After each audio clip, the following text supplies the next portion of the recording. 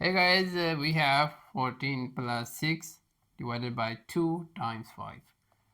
14 plus 6 equals 20 divided by 2 and times 5. Now 20 divided by 2 equals 10 times 5 and 10 times 5 equals 50. Alright, but this is wrong, right?